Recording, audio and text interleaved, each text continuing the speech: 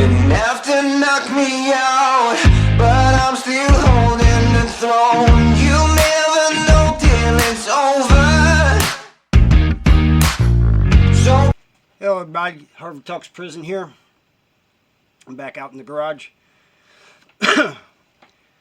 Like, subscribe, share, all that. Let's get into this.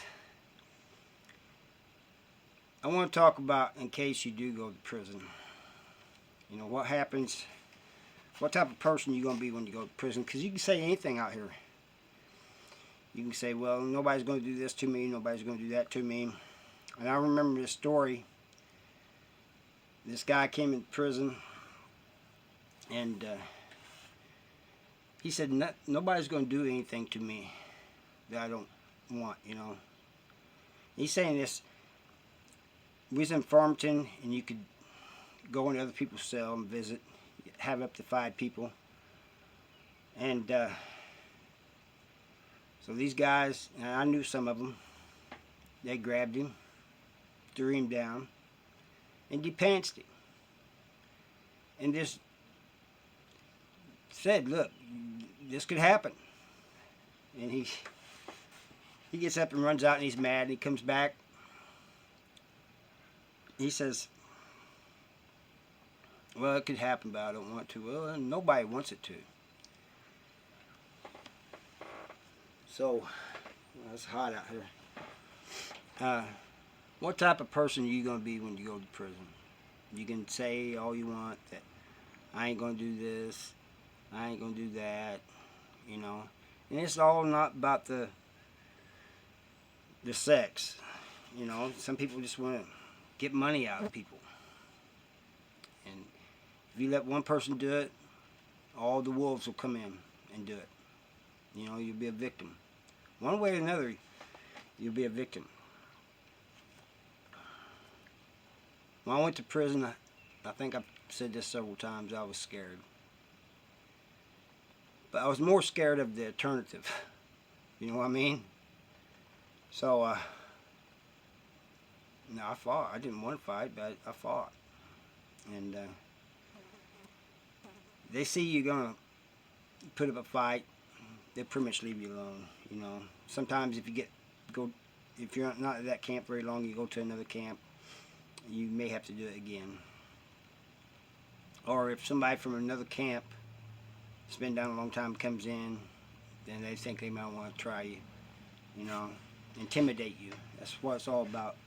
Prison's all about intimidation and manipulation and getting what? It's everybody for themselves, really. Except, you know, over time you develop people you hang around with and get close to. You have a group you hang around with, you know. Nowadays I'm hearing that you pretty much have to join the organization when you go to prison. It wasn't like that when I was in there. You didn't have to. But it was still good to have this group you hung around, you know. So, you know, you could be the person that comes in and is scared. You know, before you went to prison, you might have talked all this, that, you know. But it's a different story once you get inside. When there's nobody there but you. You don't know nobody. And you got all these big, you know, some of them look intimidating. You know. And that's for a reason, you know. But you can either back down, submit, whatever, the first time somebody approaches you the wrong way,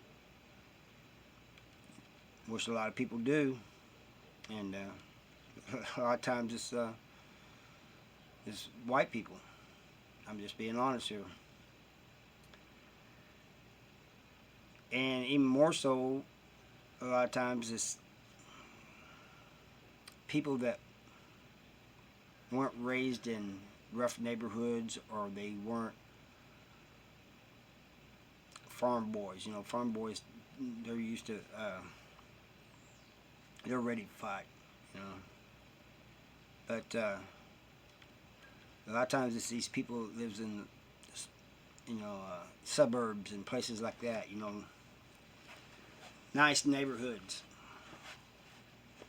They're usually the ones that, not all of them, but they're usually the ones that give in. Then you have those that come in. I told this in a previous video. They think if they put on a tough act, that people will think they're tough and leave them alone. I guess that's what they're thinking. But what that really does is draw attention to you. And somebody goes, oh, he's tough. We'll see how tough he is. So, you don't want to be that person. The best advice I can give is go in. Hopefully nobody goes to prison. I don't want to see anybody going to prison, but, it's going to happen to some of you. When you get in there, just be yourself. Don't try to start trouble or anything like that, because trust me, it's going to come sooner or later. And when it does, just stand up for yourself.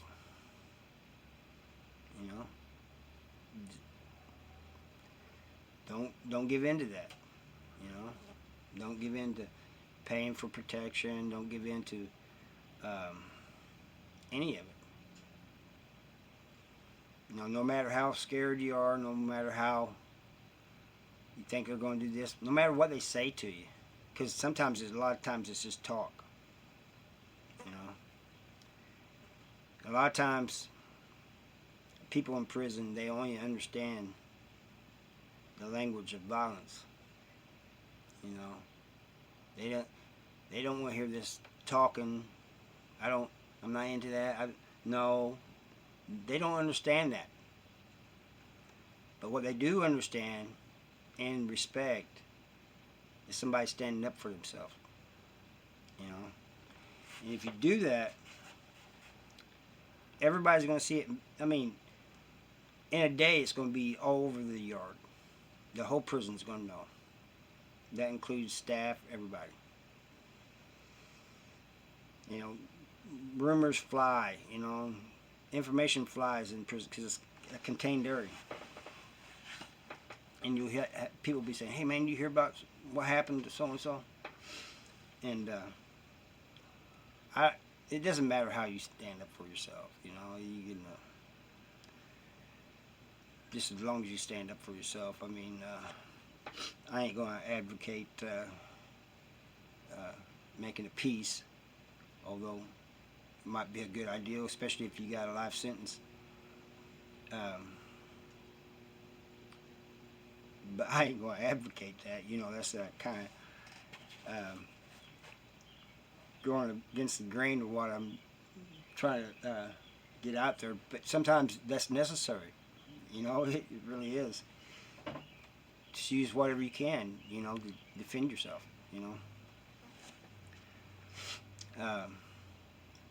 But the problem is, say you do this, nobody's going to come at you on that level again that has heard about it. But you could get transferred and you have to do it all over again,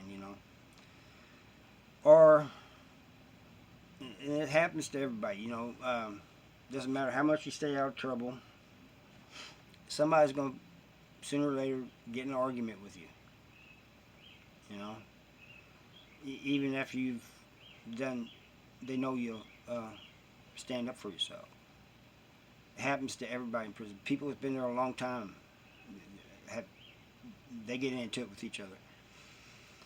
It's just one of those things that happen. Sometimes, it's hot and humid like it is now, and tempers start flaring. So the littlest thing could set somebody off. Maybe you looked at him wrong. Maybe you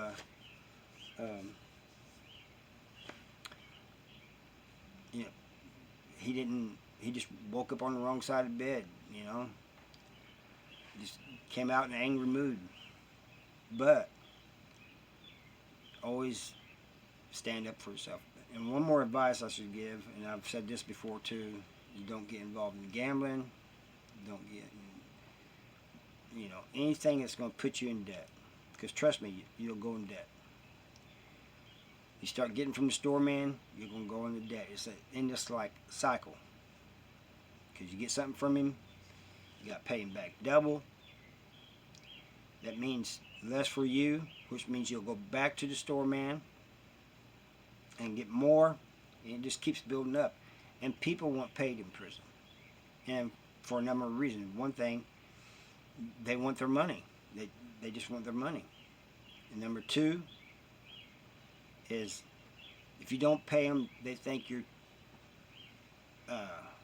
disrespecting them, treating them as soft. You know, you can get away with that. So, don't try to beat anybody out of any money. If you have a debt, pay it. You better be able to pay it. I mean, that's just facts. Somebody asked me, this is a little bit off, but it's kind of on the same topic. Somebody asked me once, what is worse, jail or prison? I think that depends on the jail. There's jails like LA County Jail that is bigger than a lot of prisons, at least bigger than ones in Missouri. The jail I was in was just an old country jail. Had a 4-man tank, a 3-man tank, 8-man tank. It wasn't very big, you know. I would say there wasn't even 50 people in the whole jail that it held. But it was boring. We couldn't have a TV. They let my people bring me up a radio. I was in a 3-man tank, so we all got to listen to the radio. There was no yard. We was pretty much in a cell. The 3-man tank I was in, it had a shower in it. It had like a little room, and then it had 3 cells. So at nighttime we had to lock into 3 cells, and then in daytime they'd open the doors and we'd come out into this little room that wasn't very big at all. And I think in like bigger jails it's different. Some of them have TVs. Some of them might even get yard, I don't know. But these small jails, the one I was in Phelps County, Missouri, down in Rolla, it was boring. Now, so the one thing is, there was no, everybody pretty much knew everybody, so there was no fighting or anything like that. You know, no violence, really. But, like I said, it was boring. We didn't have anything. You go to prison, and the first one they sent me to was the worst one in Missouri. I'm glad that place is closed down. But the thing of it is, I got out all day long. Pretty much, all day long. I could move around. It was bigger than the jail. I could move around. Canteen, gym to work out in, yard with weights on it, softball field, horseshoe pit back then. They took the horseshoe pits out of the maximum security prisons in Missouri, but it had horseshoe pits. And never could understand this, but the honor house, if you want to call it that, it had pool tables, like down the, because it's like a big hall. They called them halls, as a matter of fact. A hall. 4 house was the honor house when I was there, and it had these pool tables. And then they was there until right before I left there, and the goon squad came in and just tore the whole prison up, and they took the pool tables out, which, I mean, I'm going to be honest, I kind of understand. I didn't see a pool table again. Well, I was never in the honor house, but I was told about the pool tables, but the only time after that I know there being pool tables is when I went to Algoa. I got dropped to a level 1 and went to a pool to Algoa, and in their non-physical room, the weight room and stuff, they had. In fact, the pool tables, there was like 3 of them, I think, 3 or 4 of them, and they was in the same room as the weights, the weight room. So you had some people that would play in pool, and the ball would go flying and it'd hit somebody, and sometimes the fights would break out. But anyway, what I was getting at is, if I had to choose on which to say was worse, in my opinion and in my experience, jail was worse than prison, and the simple fact that it was just boring. Nothing happened, nothing to do. I mean, sit around, play cards, and listen to the radio all day. Every day, all day, maybe do some push-ups or something, But I was only doing push-ups and stuff out of boredom. I didn't really get into working out until I got to prison. But there may be some people that will say that prison is worse, but I don't know. To me, the jail was worse. I mean, it was just seemed like days drug on, months drug on. It was just, to me, it was terrible. That might be partly because it was the first time I've ever been arrested, so I was pacing back and forth, and it just bored out of my mind.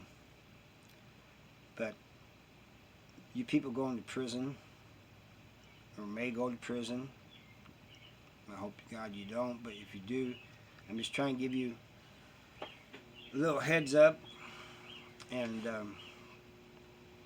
tell you how to react and stuff to certain situations.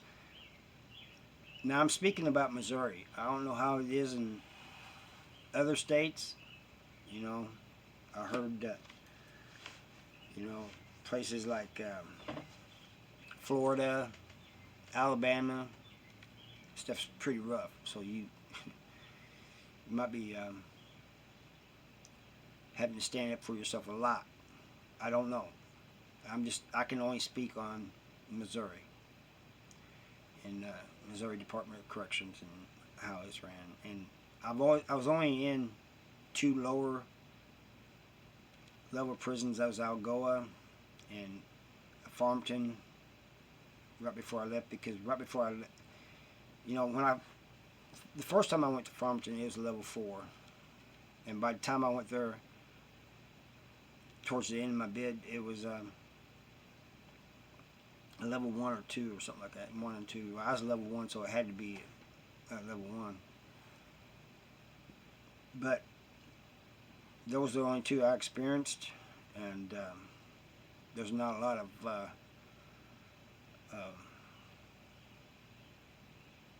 pieces being used, if I should say that. Not a lot of people getting cut or anything. It's more just fighting, and a lot of fights happened over like drugs and things like that. Owing money for this and that, or just a lot of times people in these low-level camps, they know they're going home. They ain't going to be in prison very long, so they fight. Well, they're going to do a few days in the hole. They ain't going to mess up their date or anything. They're going home. I really wish some of them would go to a higher-level camp just for a little bit, just to see. That's why I watch people like Chad, Blood on the Razor Wire. Of course, he was in a federal prison. Off the Yard, Jay Williams, Let's Live Life. Mitch off of Hard Intentions. People like that. And now I've subscribed to a couple new ones. But people just starting. But these people have been in max prisons. And so I can kind of relate to some of the things they're saying, some of the stories they're telling. The feds are a little bit different, you know, from what I'm hearing from Chad and some others that's been in federal prisons. But there's a bunch of people on YouTube from Virginia. And I'm telling you, it seems to be similar. The stories they tell and stuff, you know, is very similar. The way they describe the way the prisons are ran, it's very similar to the way it's ran in Missouri. But I can only speak on Missouri, you know. I really can't. I can't say nothing about Alabama or California, Texas, or anything like that because I don't know nothing about it. Things may be completely different down there. So if you're in any of those states, there's YouTubers down there. If you know of any, listen to what they're saying. If they're trying to educate people and deliver a message, listen to what they're saying, you know. So you know in case you do go. And I ain't talking to every young person or every person in general. I'm talking to those who are going around messing up their lives. Who are doing things that one day they're going to end up in jail and mommy and daddy can't get them out. No matter what happens, they're going to end up in prison. That's the people I'm trying to reach.